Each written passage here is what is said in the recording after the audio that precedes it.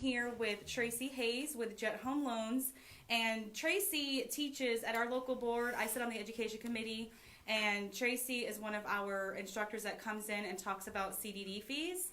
So I wanted to do a live really quick because you're not from down here, right? You're from up north? I'm originally born in New York, actually. Yeah, Yes. we're from up north. And so when you're coming down here, I find when I'm working with customers from up north and they come down to Florida and we get into these awesome communities with all these amenities and then the CDD fee thing comes out, they're like, well, what is that? Is that another tax? And they start to go crazy. Although with the CDD fee and HOA and their taxes, they're still paying probably half of what they're going to pay up north. But that is not the point. So I wanted to bring Tracy on to kind of talk to you guys about what a CDD fee is, the benefits of it, and kind of the whole thing in an hour. So we'll see how that goes. But as we're talking about it, please let us know if you have any questions. I will be watching the phones. Hey, Lisa. To see if you guys have any questions. And so we'll just kind of get started. So thank you so much, Tracy, for joining me today. Thank you. Yeah. Glad to be here. Just a little background. I moved into St. Johns County in St. Augustine, and I didn't even know what a CDD was, honestly. We didn't even really question it. We saw what the community had, and it really wasn't a topic. I don't remember my wife and I even talking about before moving into the community. But shortly after that, getting involved and giving back to the community is something that I enjoy doing and being part of what's going on. Got on the CDD board. So this will be a little over 10 years. This November will be my 11th year. I'm not rerunning in November. We'll talk about how a board member is elected. So really 11 years involved in an active CDD, not a CDD, a mature CDD as far as St. Johns County is concerned, because really as I came on the board, the developer was just leaving and the community was finished and it was completely turned over to the homeowners. Yeah, and I don't think people know that. There's so much about it that I think people don't know and don't understand, which is why I wanted to do it. Like, I was just talking to my husband before I left, and he's like, what's your video about again tonight? And I was like, oh, the CDD fee. He's like, what's that? I'm like, exactly. I'm so glad you asked that question.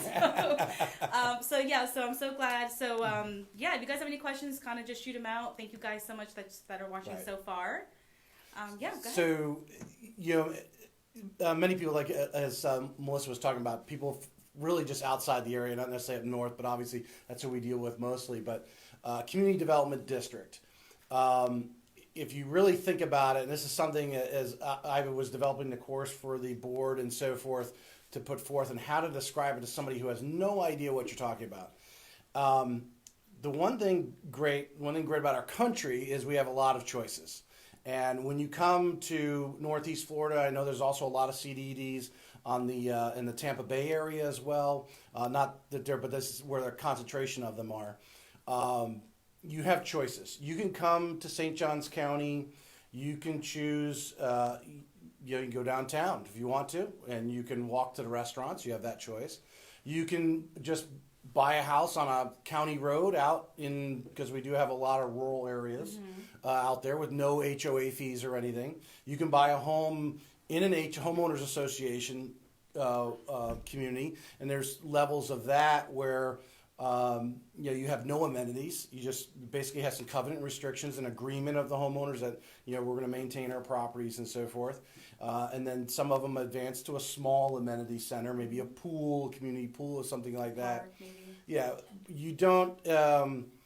What the CDD does, it's I like to call it an HOA on steroids. Yeah. From the standpoint, there's a lot more money involved. Because if you do study or evaluate the community development district communities in St. Johns County, or really anywhere, they generally are going to offer a lot more amenities. Right. Obviously, everyone's familiar with Nocatee, right? I mean, the amenities involved there are tremendous, and that's what you're buying into. You're buying into that lifestyle.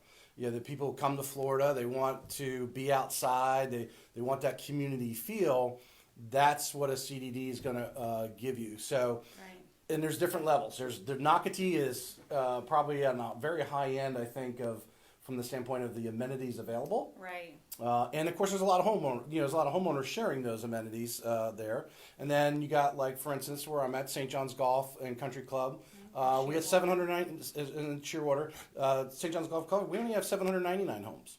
So we're a very small CDD in comparison to some of the larger ones. I think Shearwater's in the mid 2000s, 2,400. I think was the number I was given. Yeah, they're not as big as Nocatee. That they're not there yet, but as they build out, that's their Right. goal from that standpoint. Right. So So I think sorry to cut you off, but when you're coming down here, or if you're already here and you're still not familiar with it, that's one of the first questions I think us as realtors ask our customers is like, what is it that you're looking for? Which is that the kind of lifestyle that you want? Because it's costs money to have it, but there is a calendar full of events all the time, and it's really like a big community family feel. So that's kind of like the big part I think of it. When you're looking at CDD, Sure. and if it's a good fit for you. Sure. Well, and you get what you pay for. So if you want that, you don't want the fees. You don't want someone telling you what you can paint your house, or you want to put a boat in your yard. Then probably an HOA and a CDD is not your choice. I would disagree with you because I can tell you a lot of the pros. Trailing that boat down. But that's another thing. So, but that's a great thing. So you have those choices, and that's what I was getting back originally. You have those choices that if you want just low taxes and no other fees, that's here. If you want something just with a community pool, maybe a smaller community, that's here too. And then you have the different levels of the community development districts, from something like St. John's Golf to as much as like a Nocatee that has a tremendous amount of amenities and trails and all these other things that are Splash involved. pads, water parks. I mean, you name it. You literally can go into there, like especially Nocatee. It's like its own little bubble. You go in there and you literally don't have to leave unless you work outside of Nocatee. Like everything is there. Supermarkets, doctor's offices, water parks, like just everything is there. So The one thing I envy the Nocatee. It was designed right. These are planned urban developments, and the good portion of the community there. Not everyone. You can golf cart your kid to the elementary school, for example. I know. How the cool paths is that? are there. They actually have it set up, although slightly dangerous because you do have to cross some county roads. But you can golf cart if you wanted to the grocery store. So those things are there, and that is the lifestyle, and that's what people have to understand. It's the lifestyle of Florida that you're buying into, and as you gestured to, as a realtor, you need to ask those questions. What is it do you want? You're moving to Florida. People have these visions of Florida. Right. It is a great place. We like to wear our shorts most of the year and that sort of thing. But what are they envisioning? A pool in their home, or the golf cart to go see their friends, etc. So. Yeah, because you like people that I mean past customers. You'll get all the time. I don't want to live in a CDD community. It's another tax, and they have all these things about it. And then next thing you know, they're like, oh yeah, by the way, I actually bought a new construction in a CDD community. You're like, really? Yes, that's exactly. So that's why it happens a lot, and that's why I really wanted to have this training with Tracy, just to let you guys know, so that because odds are you're going to go into one of those communities and be like, this is it. I'll pay the fee. This is the so just asking those questions, I think, I think, like many things, unfortunately, in our lives, we listen to people who really don't have the knowledge. CDD bad. Why is a CDD bad? Well, I don't know. It's bad. No.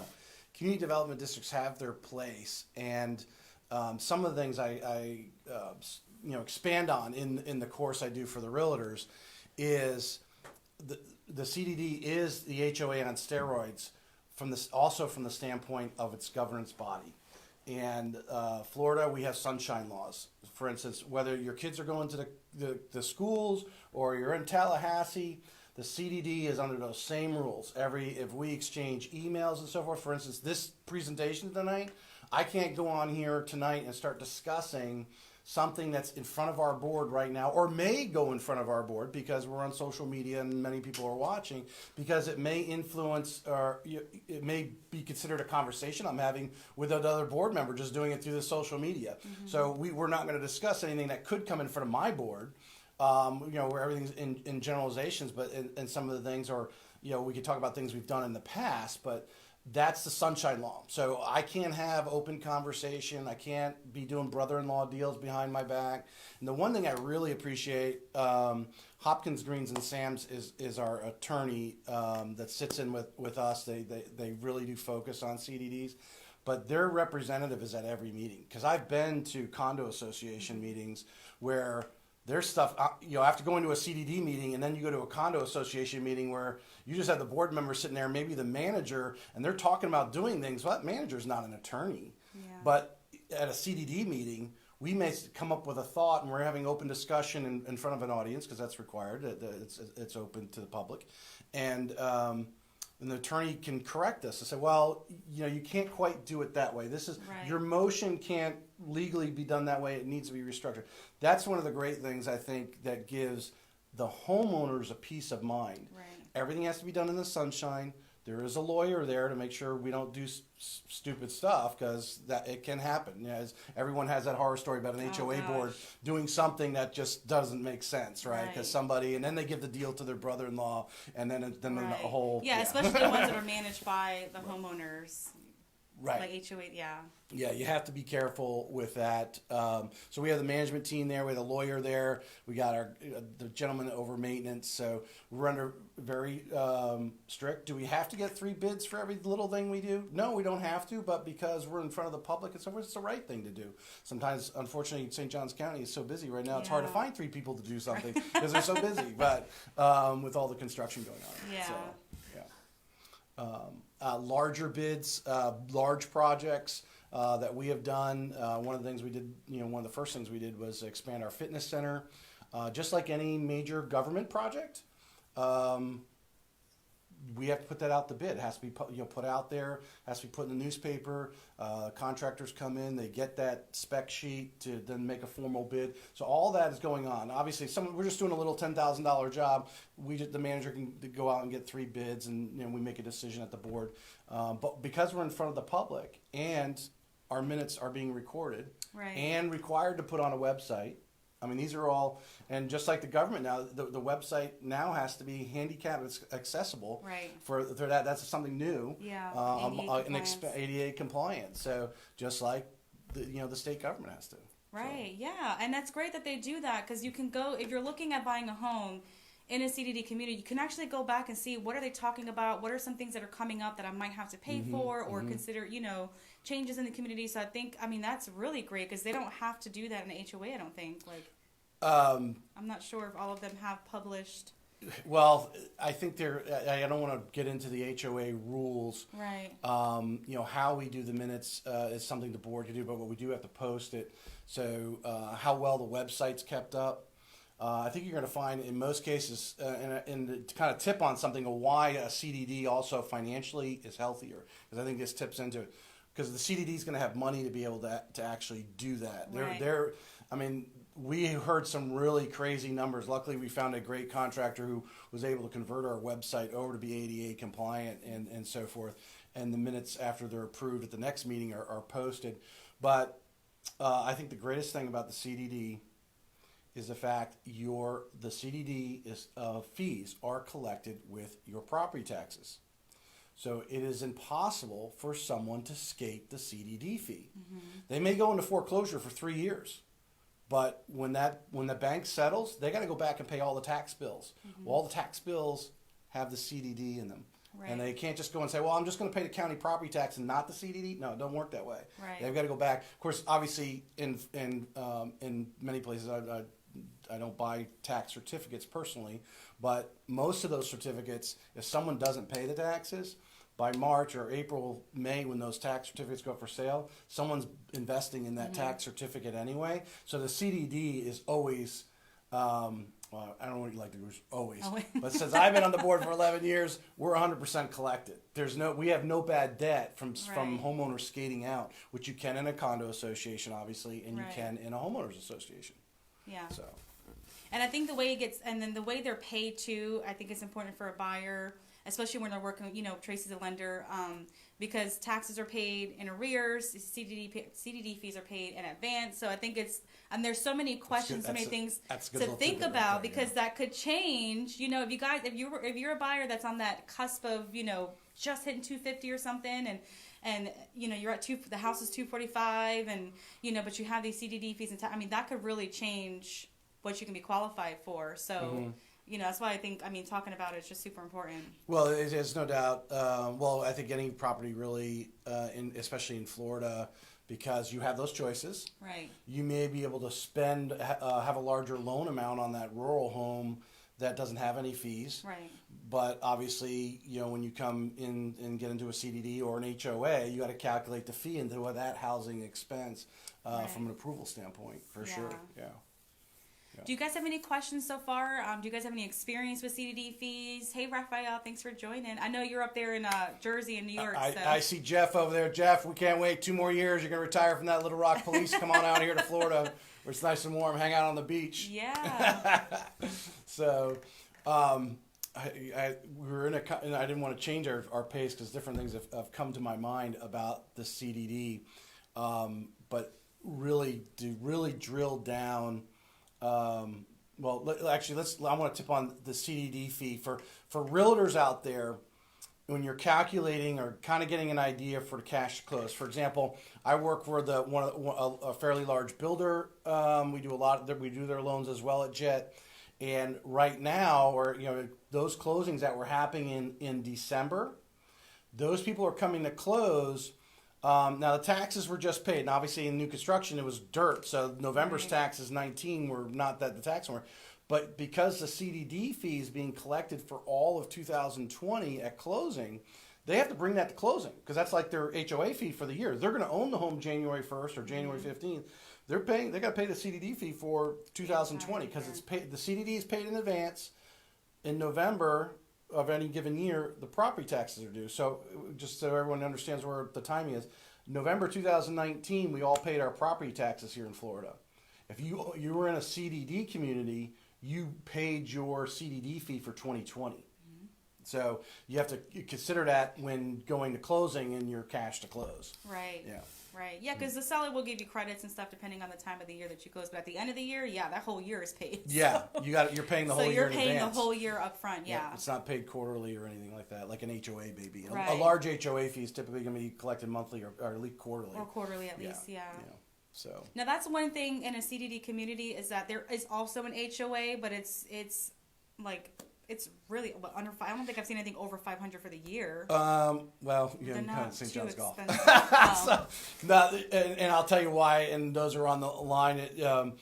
You want to evaluate. For instance, if you do look at the community I live in, St. John's Golf and Country Club, you'll see the HOA fees basically roughly $100 a month.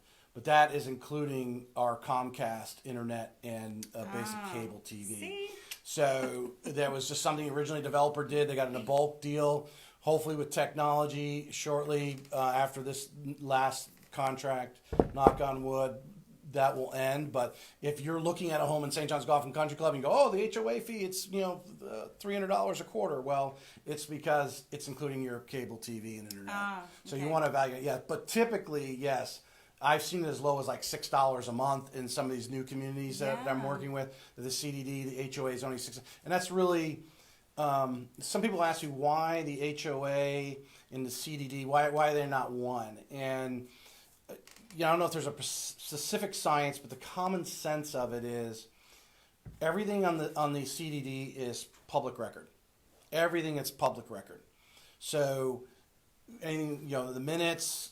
Our motions, everything like that. We don't really want to clog up the pipeline when you got someone who's they're trying to do a renovation to their home. I don't know, expand the driveway, paint the house. That doesn't need to be really public record. That's something amongst the homeowners in the covenant enforcement, architectural review of an HOA, because that's really what they're covering is those types of things. Can have that discussion, and it doesn't have to be out there in the public news for anyone to access freely. That to me, that's just the common sense thing to do. Yeah. Obviously, some homeowners get disciplinary notes. Sense. That doesn't need to be out in the public record. Yeah, explaining it that way makes a lot of sense because people are like, why the double fee? And taxes?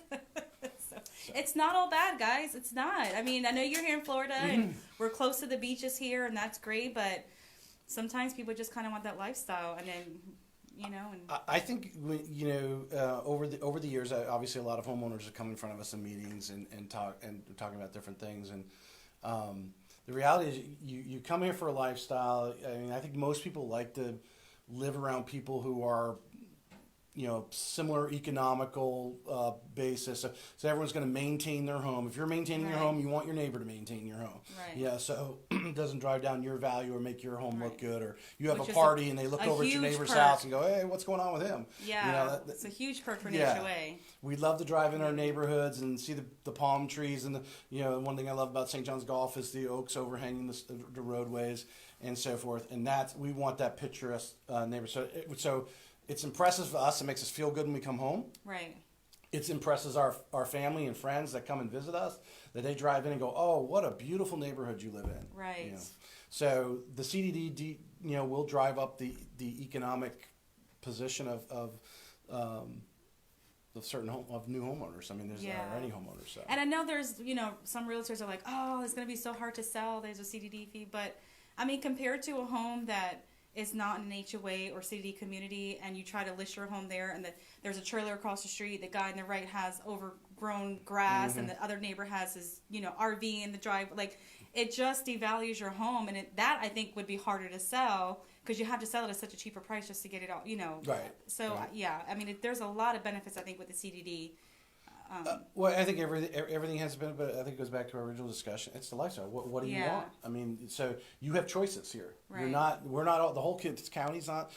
We have the best school system throughout. That's right there. Yeah. So you can live anywhere in the county, and whether you have fees or live in a Nocatee where you have all the fees and all the amenities, you have choices, and that's the great thing about it. Yeah.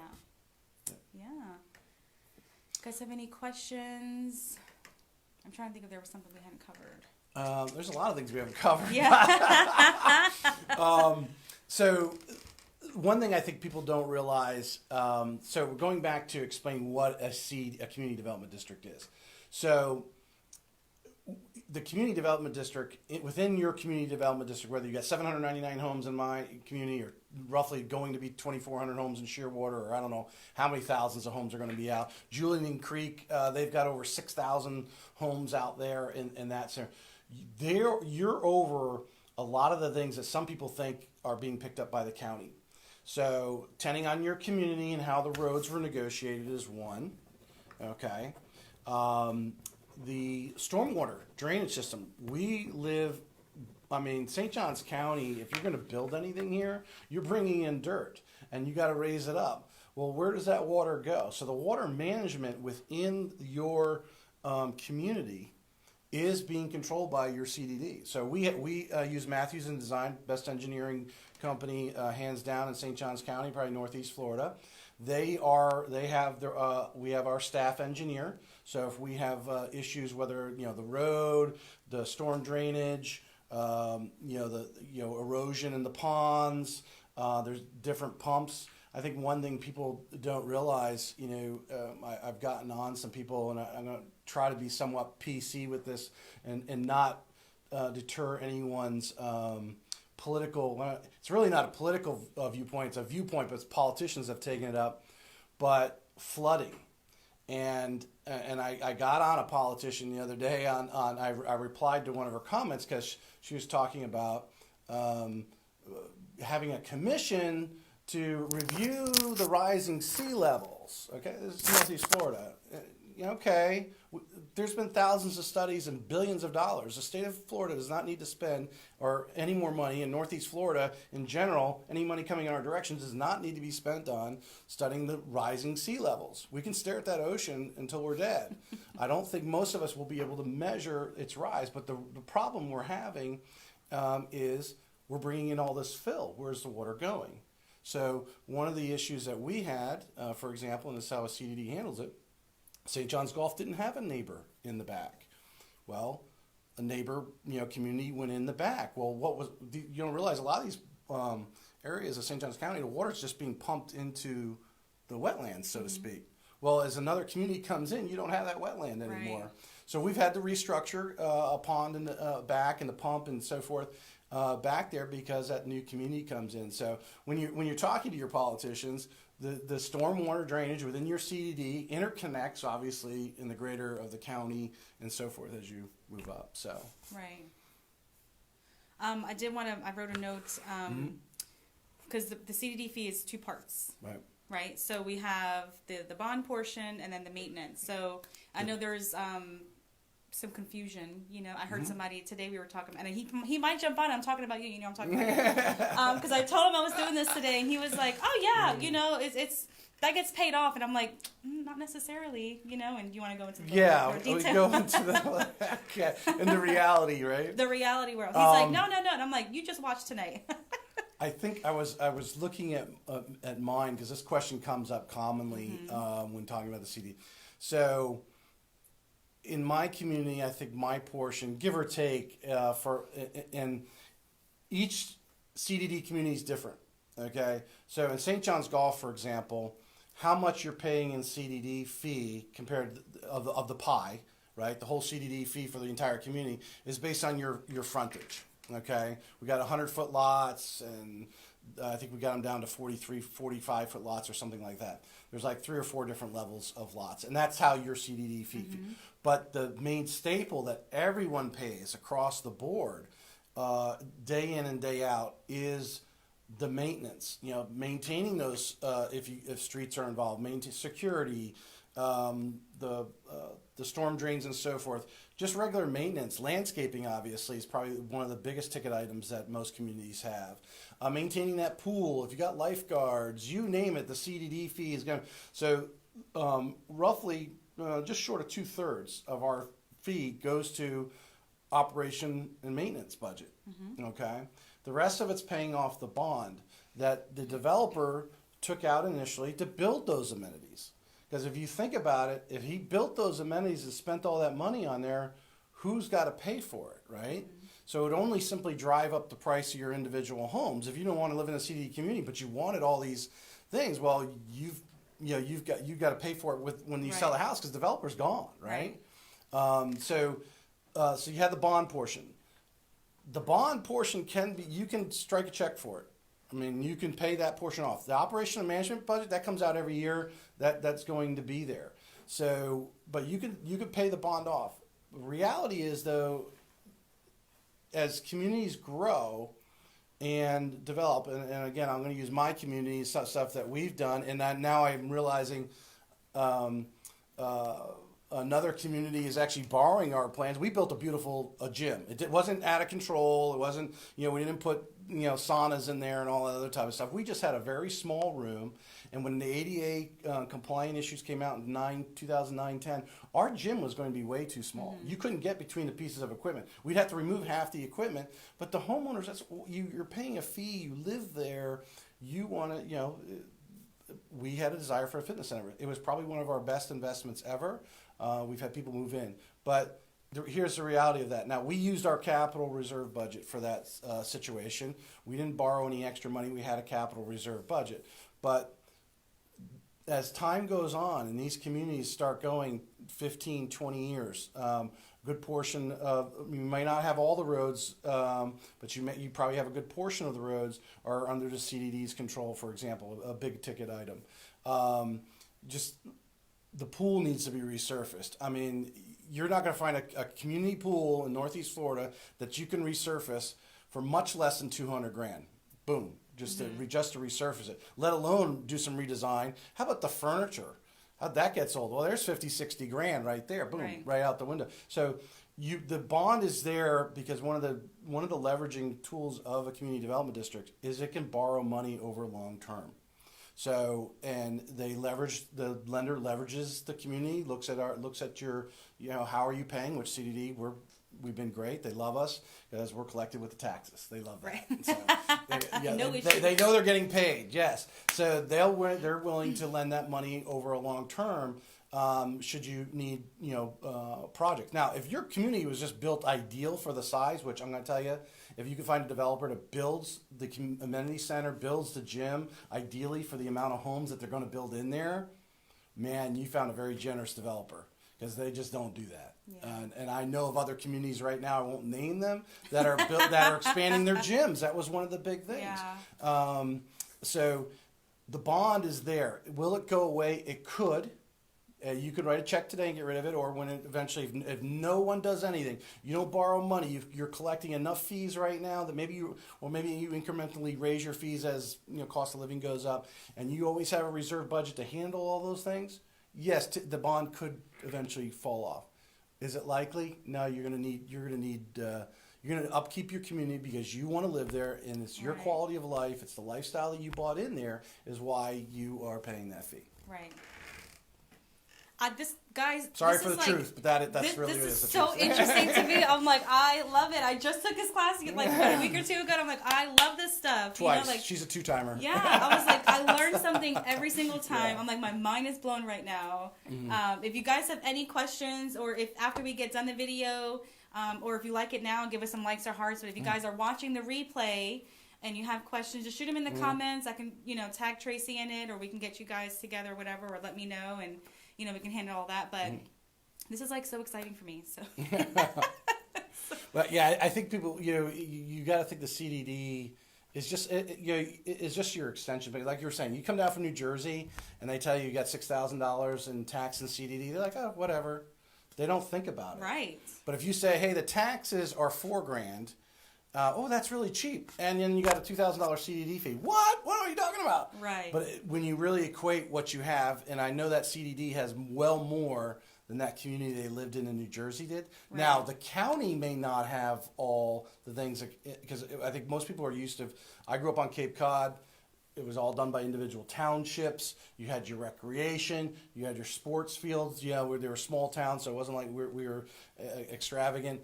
But when you come to an area like Northeast Florida, you don't have, there are some county fields, and the different sports teams are, pay the county to use them so they can, keep them up. But we keep our taxes really low because it really is, you pay as you play. Mm-hmm. If you got kids in sports and everything, you're going to pay for those kids to use those fields, with their fees. Yeah, Palencia. If you're a retired couple and you don't have any grandchildren, you're really not being charged for that county field. To be honest with you, right. Because the kids are paying for it with their sports teams to have the upkeep of that county. And the same thing in the CDD. When you break it down, you have that choice to live there. If you want those amenities and you're going to use them, you pay for it. If you don't want to live in a CDD community, there's plenty of other choices there without CDD communities. Yeah, like Palencia has a school within its neighborhood. Yeah. I mean, the fields that they have out there, it's fantastic. And it's the neighborhood is full of kids. So, yeah, it's really nice. And actually,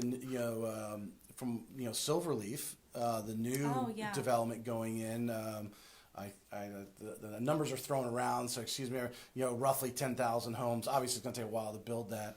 But I know initially the builder that I do work with has actually 2 communities in there right now. They are not CDD communities. Now, their HOA fees are in the $100-some-odd a month because they've got an amenity center with a pool, something basic, but they're trying to keep the price point in that mid $200,000 for one community, and the next community is just a little over that $300,000 to $400,000 range, and then there's some townhouses going in as well that will share in there, because that's the price point. Unfortunately, it's very hot in the county, and one of the problems with the county is obviously our pricing of houses.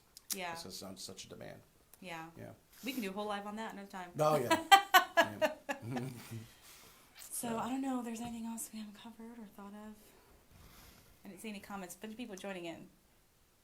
No comments yet. So yeah, guys, if you guys have any, like I said, questions, shoot them in the comments here on my page or Tracy's page, or send me a message or whatever, and then we'll get with you. But yeah, I hope you guys enjoyed it. I mean, we spent an hour already. Have I talked I don't think it's been an hour. Well, I think a couple things that were just some tidbits to share with. From my side, well, not necessarily just from me as an observer of realtors, because I go to the open houses and so forth, and really this thought came to me. I was at an open house out in Ponte Vedra, and if my realtor friends are out there, this thought just came to me while I was out there, so it wasn't like I didn't share it with you. It's because I was sitting there watching what was going on, and in the conversation of talking to buyers as they come in and out, or they say something later as you're following up, like the backyard's too small, or that's right. I think if you're going to sell a CDD community, especially to a young family, maybe they can afford it, but they're spending their money wisely. Right. They're not grandma and grandpa who just sold their home up in New Jersey and they've lived there for 30 years and they're about ready to stroke a check for anything they want here in Northeast Florida, right? That's not the client I'm really kind of edging on. I'm talking that family that needs to spend their money wisely because they got preschool kids or just going to school and they're thinking about, hey, how am I going to send them to college in the next 12 years, right? So, but they do have a good job and they can afford to live in the community.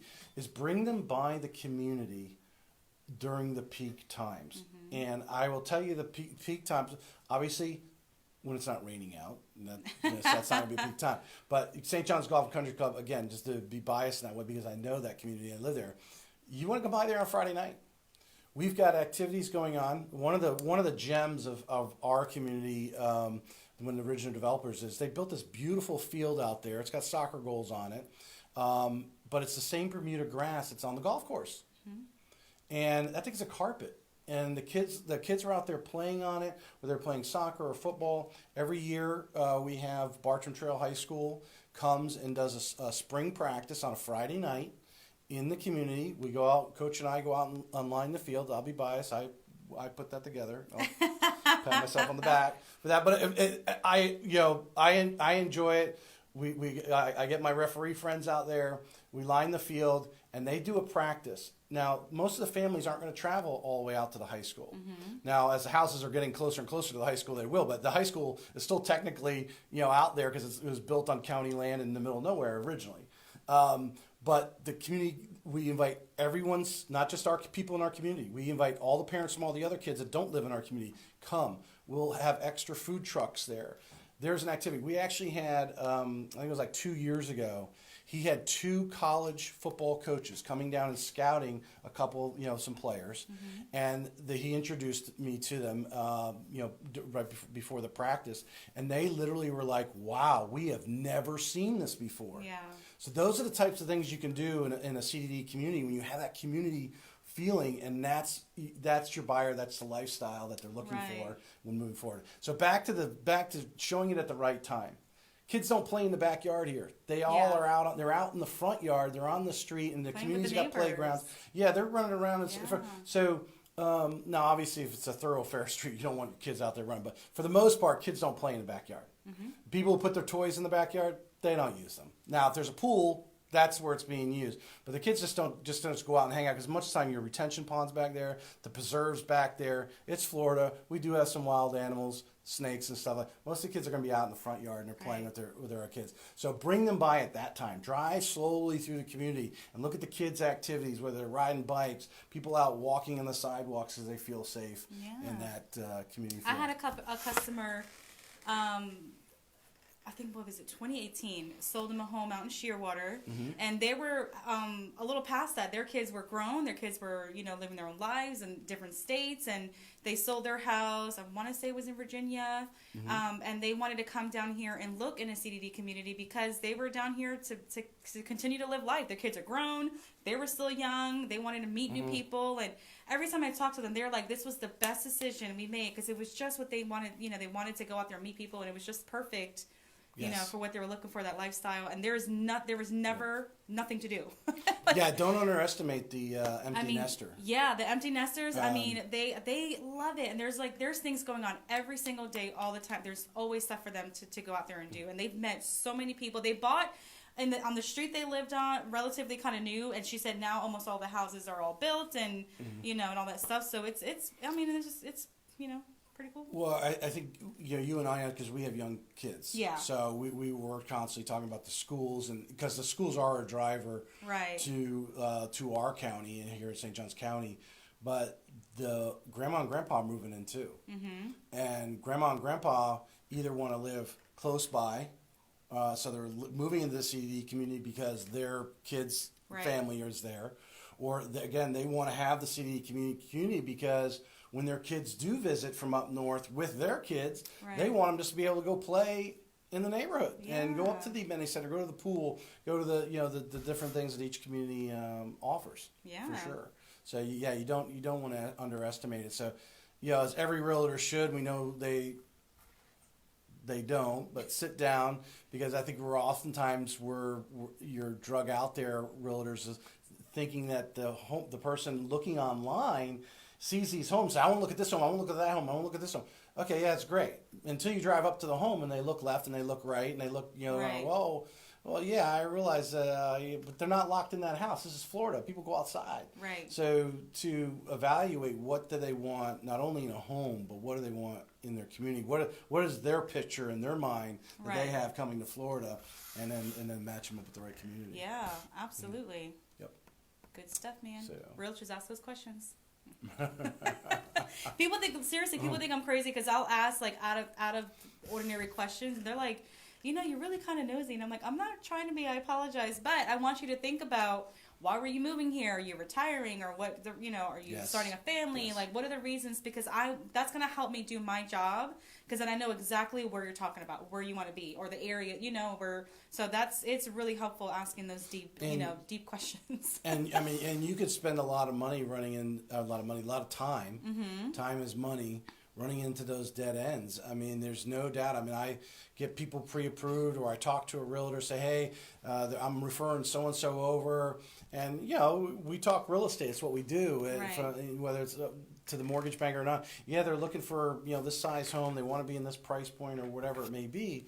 But the demand on housing is so hard here that when they do find that home, I mean, they got to race to it. Yeah. And which, I mean, it's a good thing. But if you as a realtor took a few moments, to sharpen the sword of what that homeowner is looking for, so you can really narrow down that search, so you're not wasting time on this house that in reality they want community with amenities, or they want a community without amenities, whatever. You're over Right. here on this side of town when you really need to be over on that side of town. Right. And because you're over there, you missed the house that was over there because Right. it was already got an offer on it. Yeah. Because you really don't have time to waste showing a bunch of homes. Right. And in reality, it's not that you're not listening, you're just not asking the right questions to get to know who the customer is that you're working with, to get them to the right, to the right place. So don't be afraid of the CDD fees. I mean, I wanted to bring Tracy as a resource, so I will add his contact information to the comments. So if you guys have any questions or you need a lender, he's a fantastic resource. So I love working, with Tracy and partnering up with him. So I will have that information there. But yeah, don't be afraid. If you're not sure about it, or if you're a new agent and you're like, hey, my customer wants to go to a CDD community, give Tracy a call real quick. He'll give you a quick, couple things you need to know, and then call him for your customer as a lender. I think the next time I'm scheduled to do, I try to do it in 2 hours. The full seminar at St. John's, the St. John's St. Augustine Board of Realtors is going to be in March. We got it set up right now for every quarter, and there is no doubt. I think you noticed, you were there at the last class. There was realtors in there that I could tell were tense when we were talking, because I initially went around the room to get a feel what everyone wanted out of that seminar, what they were Right. looking for, so I can I try to tailor the class to the realtors. That's why we're there, and I could tell they were a little tense about it. So I imagine if you're tense about showing a CDD, if you don't know how to explain the CDD in a common sense terms, or as I like to sell, you sell the lifestyle. That's what you're selling. Right. People will see value in the lifestyle, and everyone has what their different values are for different things. But you need to become comfortable with it if you're going to sell real estate in Northeast Florida. Right. And I don't know if we got anybody over in the Tampa area. Like I said, but if you're going to sell in the CDD community or sell in Northeast Florida, you need to be comfortable selling a CDD home just like any other home that you've ever Right. sold. And you just got to have the right client to say, hey, this is what you're going to get. Right. The same, hey, you're going to be out at the beach. You're going to be able to look at this ocean. Isn't it worth $1 million to you?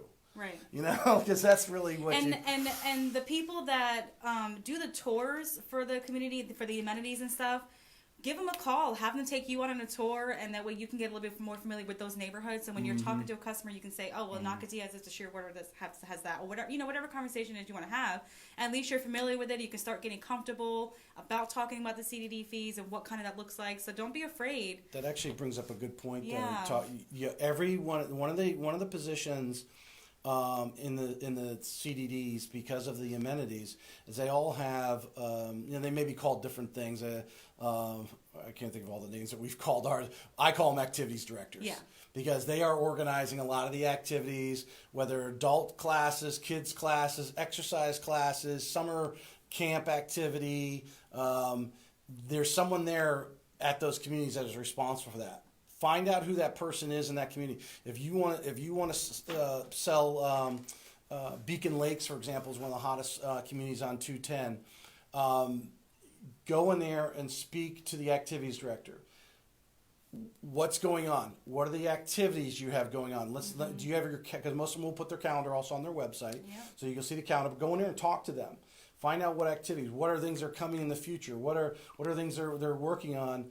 But that is the heartbeat of that community, and that's what your buyer wants. If you go in that community and you go, hey, here's the CDD fee, just eat it, you're not selling it. But if I go over and I introduce them to the activities director, and say, hey, here, Mr. and Mrs. Smith, here's the activities director for Beacon Lakes. So Shearwater has probably the best activities director in Northeast Florida. I'm a little biased there. Jill she worked in our community for a little bit, and the developer stole her away. And her and I expanded a lot of things that we did. We opened our mind to some of the things that we did. Now, I know in our community, just to tip off that, the activities is just like the county sports. You go, your kid wants to go play for the county. They pay so much money, and that supports that. The same thing with the community. So if you don't have kids that are in the activities, the swim team in our communities, that's another thing we'll tip on. Let's say write swim team down right there. That's a good one, because I think that's what it's. But those activities are, they charge a little bit, small fee to cover the cost, because the mom and dad have already paid for the facility. But if you're going to take some personal training classes, you're going to pay that person a little bit of fee for their time, but you've already paid for the building. That at least that's our attitude at St. John's Golf. Right. We make sure those people are not charging exuberant fees like you're going to a gym down the street, because we personally don't take a personal cut. We cover expenses. So there's a camp. We obviously have to bring in some people to run the camp. There's expenses there and so forth. So that's the fee that's charged. So those people that don't have kids, at least in our community, they're not going to be charged extra because of the CDD fee because of those activities. We increase activities without increasing the fees. So we're using our amenities to their fullest because that's what the homeowners paid for. They paid for it. I don't think they bought it to pay to look at it. They hopefully bought it to pay to use it, like the tennis courts and so forth. But I'll tell you, for those that are up north, or those of you realtors that are out there as well, they're coming in with families. This is Florida. Kids need to learn how to swim, okay? So whether they just join the swim team for the first couple of years, or they go through high school and swim in college, it doesn't matter. There are most of the community, not all the communities do. You have to check with that activities director. Right. Have swim teams.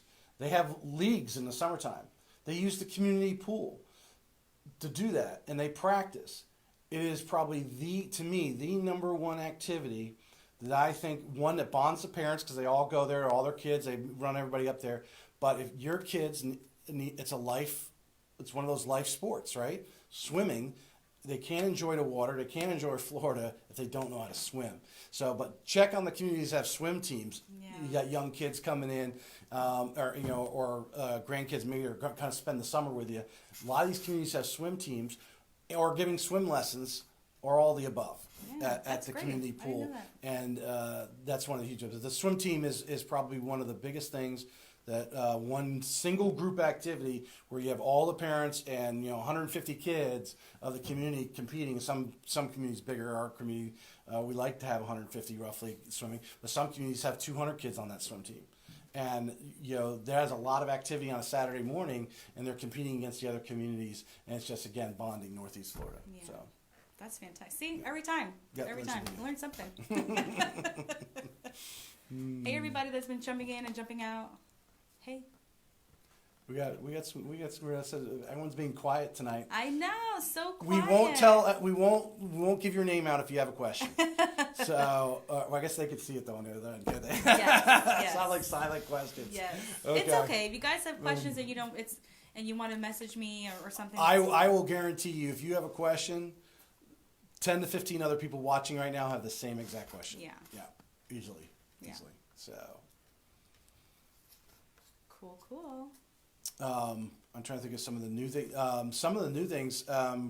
kind of, I don't want to say I'm in the know, but I try to be in the know. I'm a little nosy. I'm a gossip guy. So, but the expressway that's going to come across and replace the Shands Bridge there was moved up by Governor DeSantis a year. I think I think it was moved up to 2021. The thing with county, I guess the way it was explained to me was they can only start taking bids when the money's available. They can't like start taking bids now for something that's going to happen 2 years from now when the money's ready.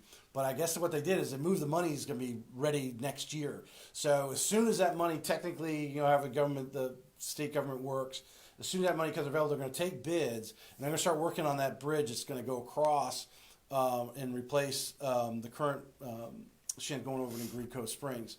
And I'll tell you what, realtors and maybe possible some buyers out there, investors, the treasure is going to be Green Cove Springs. Oh my goodness!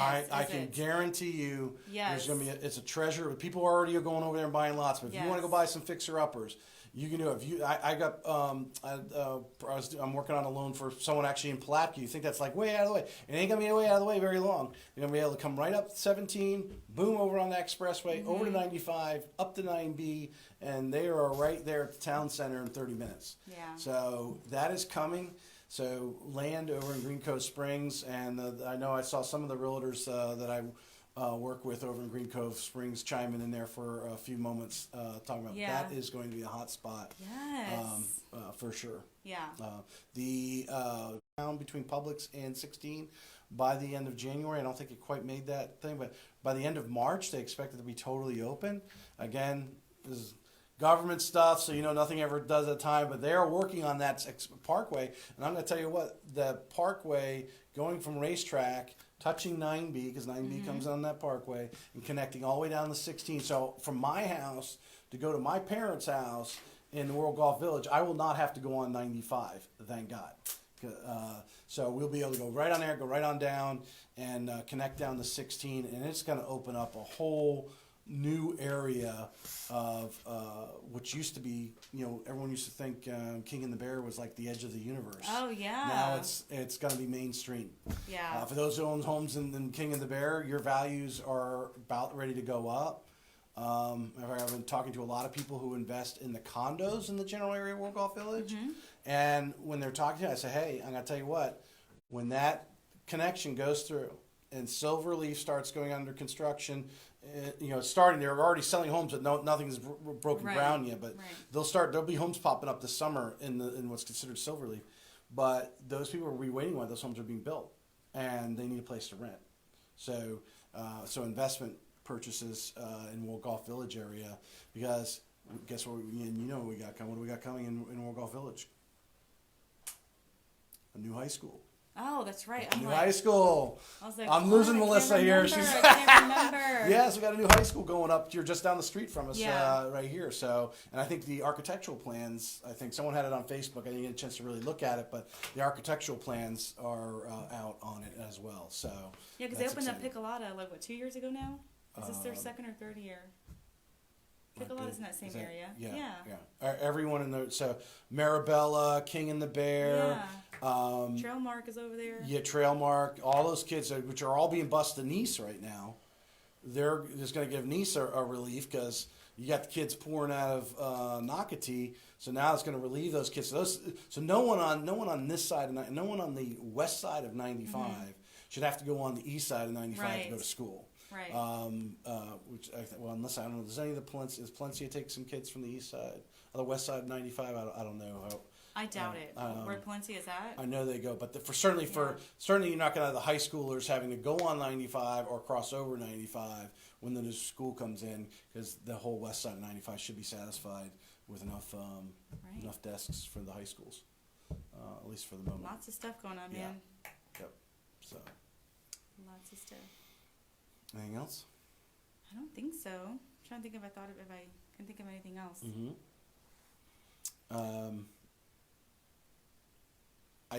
Actually, one thing I was going to tip on, you mentioned it earlier. If you want to, you can go on any of these communities and see what they've been talking about in the minutes going back and forth. You're buying into a new community in Northeast Florida. All of these CDDs have a management team just like an HOA does. There's companies that manage the HOAs. There's companies that manage the CDDs. If you want information, if you want to pay off that bond when you move in, all the power to you. I'm going to tell you what, the bond money is probably at a lower interest rate than you're getting on your mortgage. So paying it off early, put more money down on your mortgage, something like that. I was just telling that person I was talking about today that, hello. Yeah.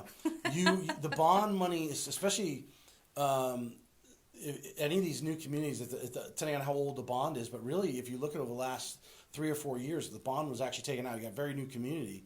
That rate is probably give or take 3%. And if you look at the bonds, if you go on and research bonds in the last, whatever amount of years, this is the lowest rates they've ever been. Because the world economy, Germany's at negative interest rates. So, the money is so cheap. So to pay it off early, put more money down and get a slightly lower interest rate on your mortgage, right?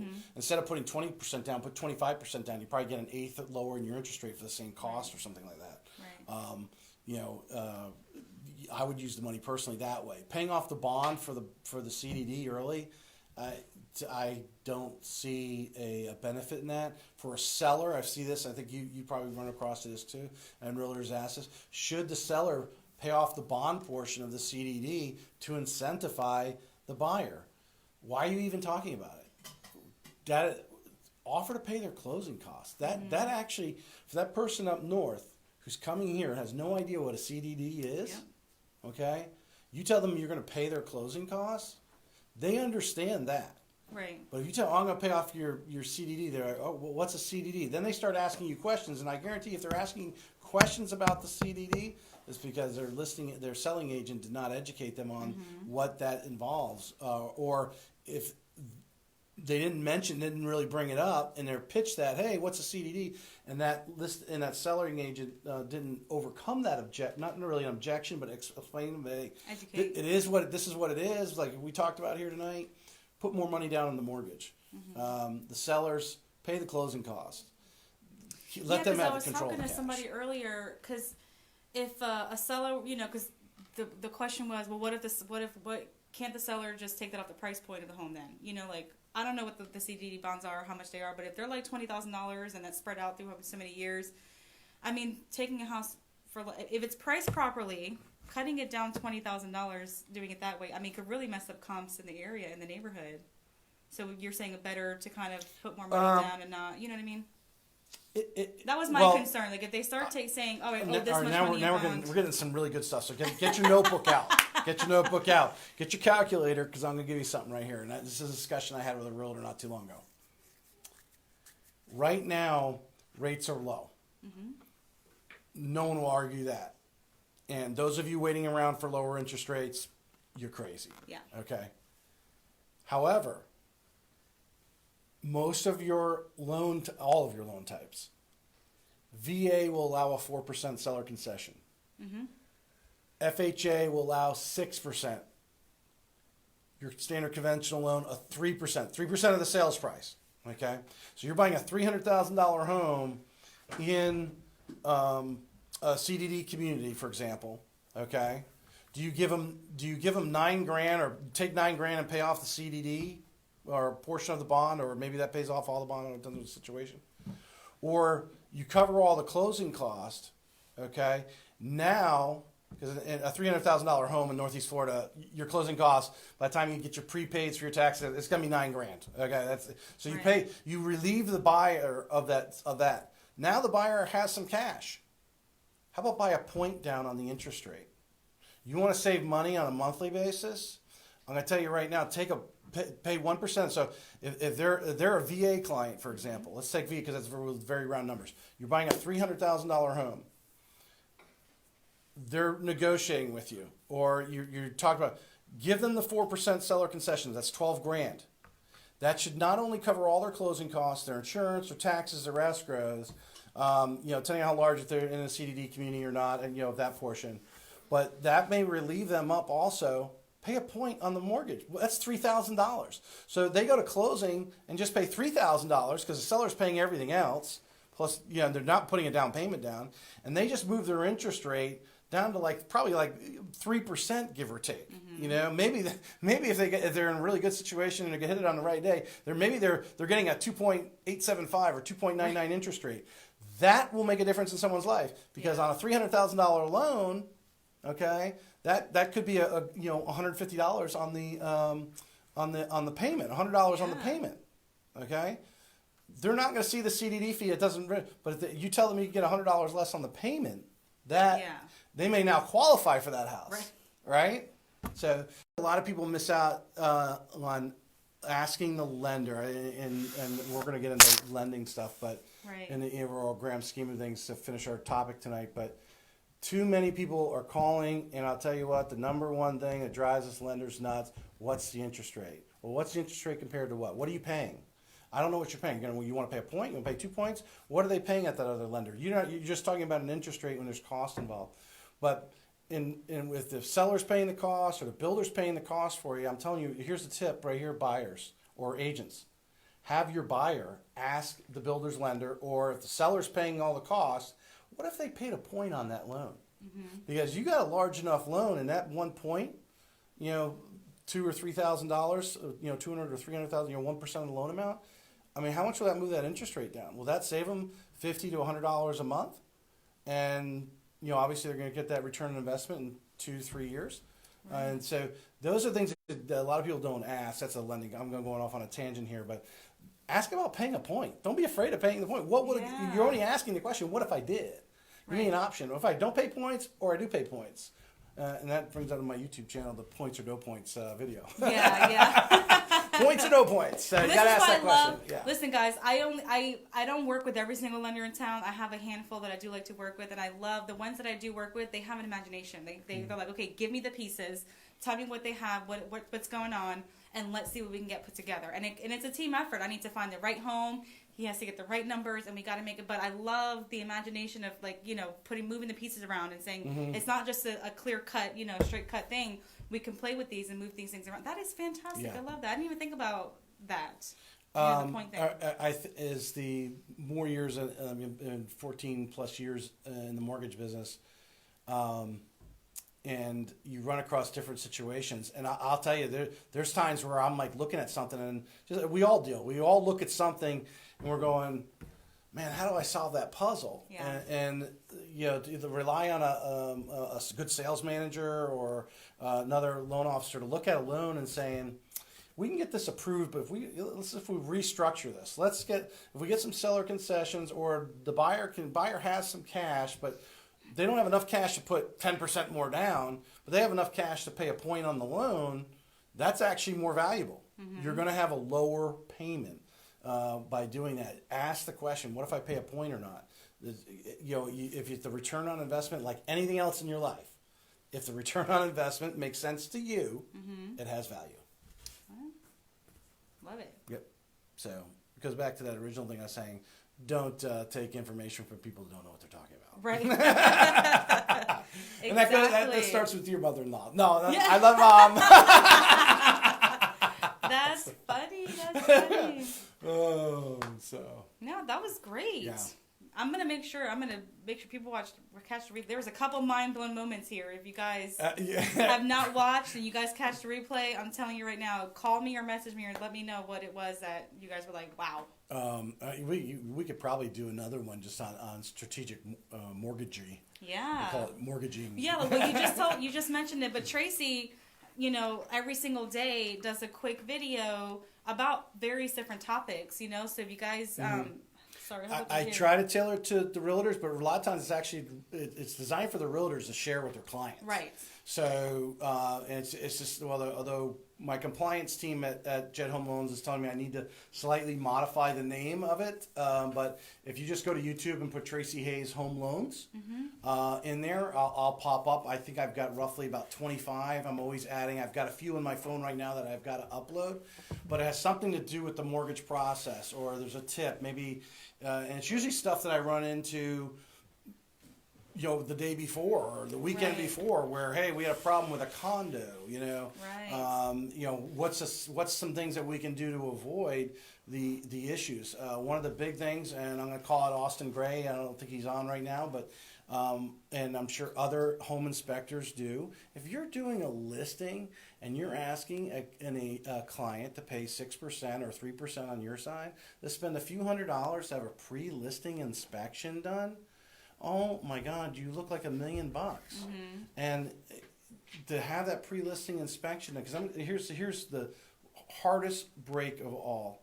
So I try to, when I get that file, I try to hold off the appraisal till the home inspection clears. Until they're okay with that home inspection, then I'll tell the appraiser, go ahead and proceed. Because if we have time, everyone's trying to rush, it's a different thing.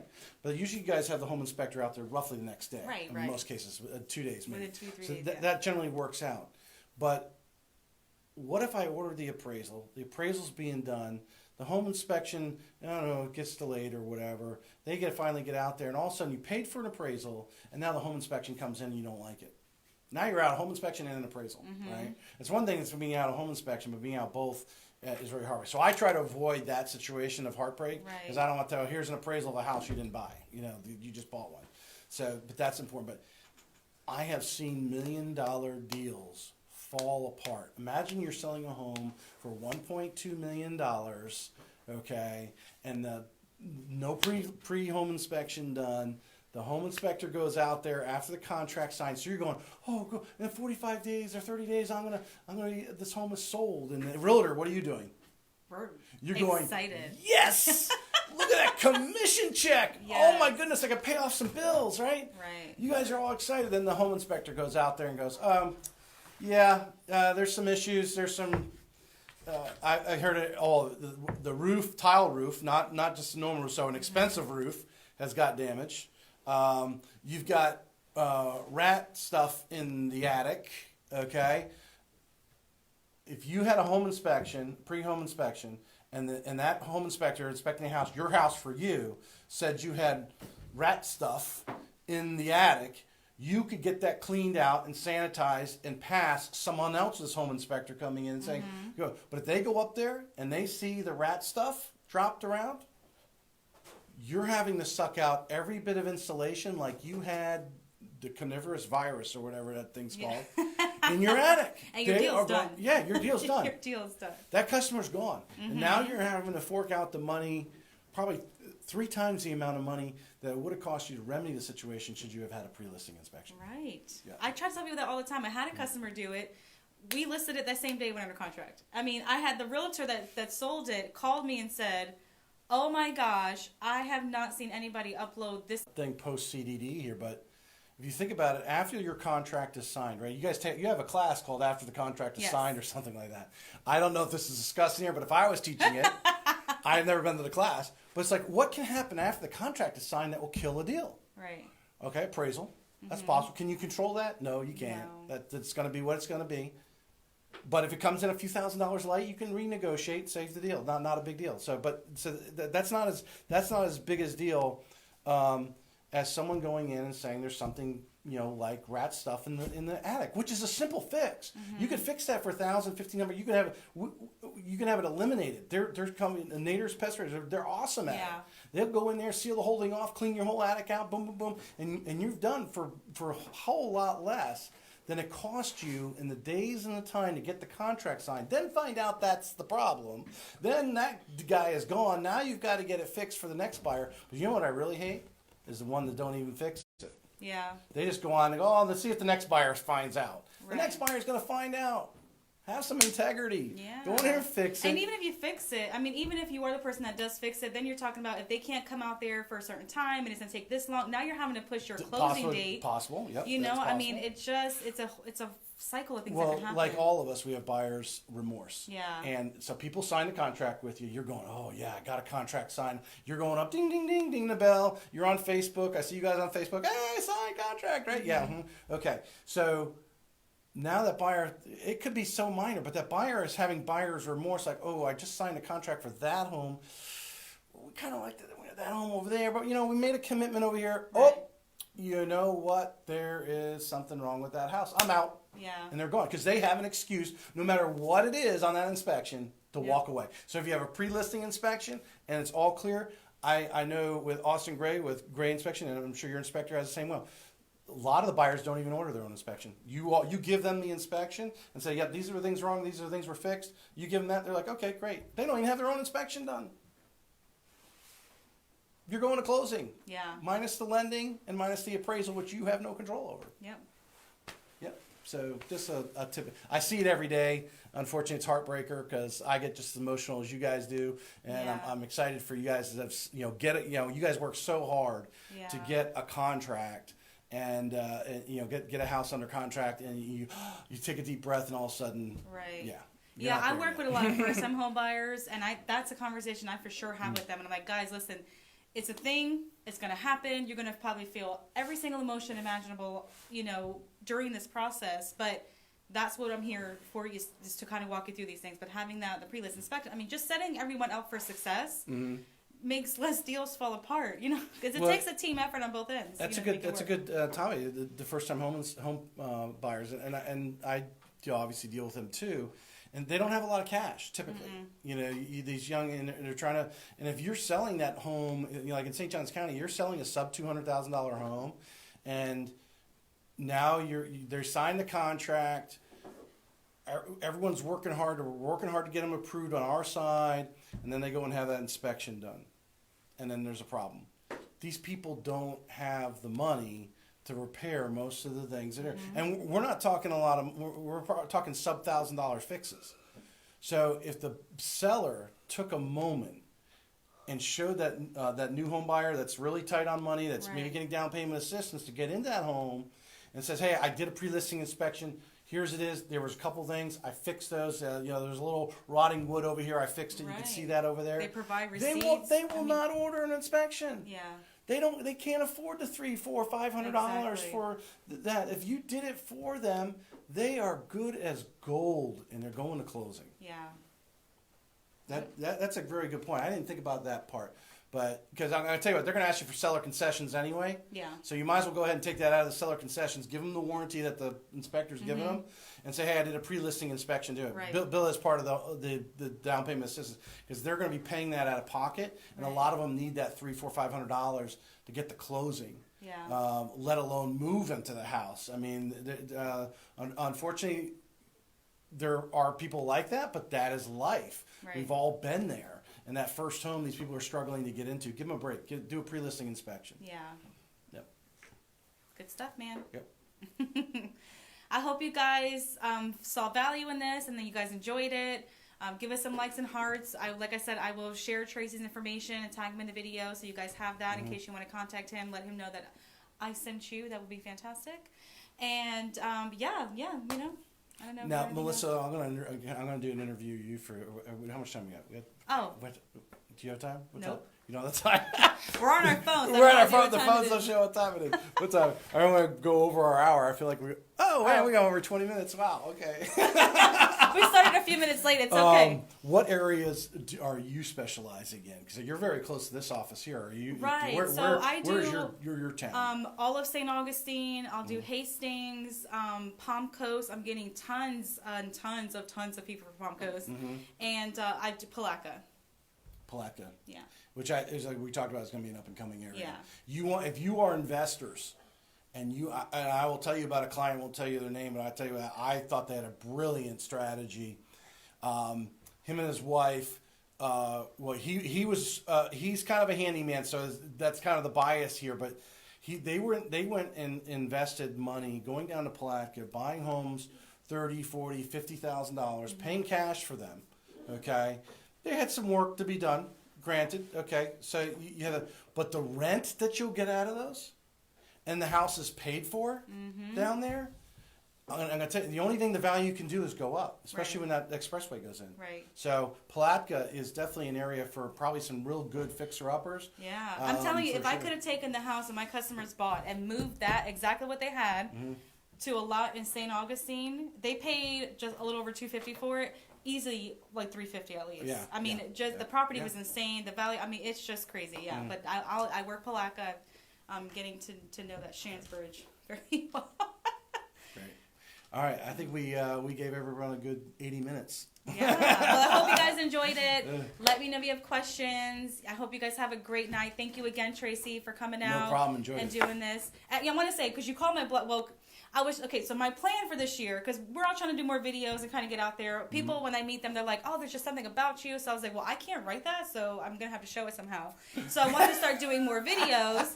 And I was like, well, I'll interview somebody once a month. And so I asked Tracy, and he's like, that's a month from now. And I was like, okay, we could do it in 2 weeks. I was like, and then I thought about it, and I was like, I don't know why I was so stuck on doing it once a month. I would have done it that night. Yeah, and I was like, I could probably do this every 2 weeks, and just kind of get a thing going. So if there's any topics you guys want to cover or talk about or whatever, let me know, and I will either do the live myself or interview somebody or have somebody come out and talk about these things. So. The next thing for me is I've going to come on the faculty of Florida Realtors, and I passed the audition and hopefully start working at 2 boards to teach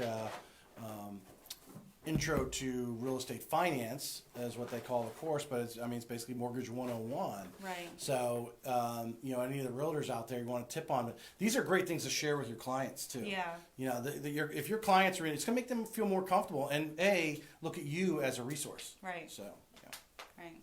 Yeah, I'm trying to get a mortgage 101 for the St. Augustine board as a requirement for a new agent. Oh, yes, I like that. Yes, because as a new agent, you're required to take so many classes to teach you. But I feel like mortgage 101 should be one of the very first things, because it wasn't until I took a mortgage class where I was like, now this makes sense.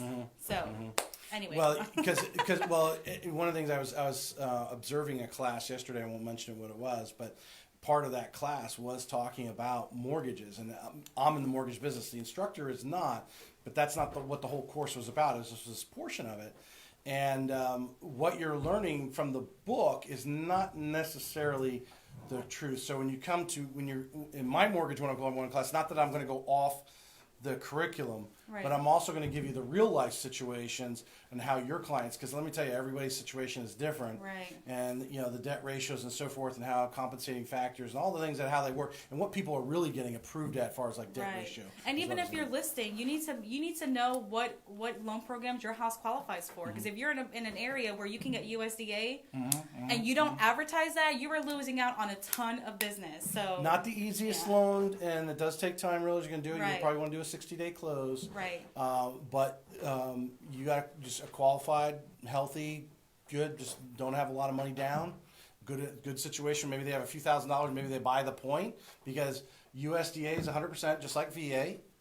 You get some seller concessions. They're in the house with little to no money out of their pocket. Yeah. And a good portion of St. Johns County is still under USDA for right now. Anyway, qualified. Yeah. You have to put the address in. So if you go to USDA, if you want to look up an address, particular address, you have to go to the USDA qualified property. It'll pop up and you put the address in, and it will tell you whether or not that address qualifies. Yeah. But they do have income restrictions, so it'll tell you about that too while you're there. Right. Yep. Another night. Yeah. All right, guys. Well, thank you so much. I hope you guys have a great night, and I guess I'll see you guys in 2 weeks since Tracy called me out. All right. Take care. Good night.